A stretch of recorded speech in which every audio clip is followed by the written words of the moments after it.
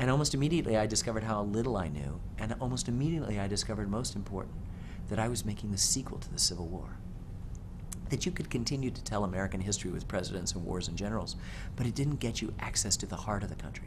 And here was baseball that spoke to immigration and assimilation, each wave of immigrant group that sought the permanent status of membership in this American society, not just from a piece of paper from the State Department, but by participating in the in the national pastime of their adopted country. It's about race, the central reason why the Civil War came. The finest moment in baseball is when Jack Roosevelt Robinson, the grandson of a slave, makes his way in 1947 to play ball, and that before that the Negro Leagues and other African Americans struggled.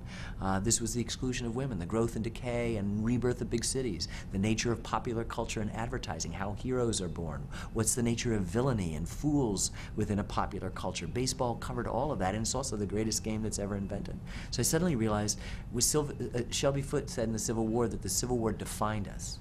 Well, if you wanted to know what we became, you could do no better than to follow baseball, because all the other subsequent wars were there as the game responded to it. It's the only thing that offered a kind of daily continuity of who we are, besides the Constitution.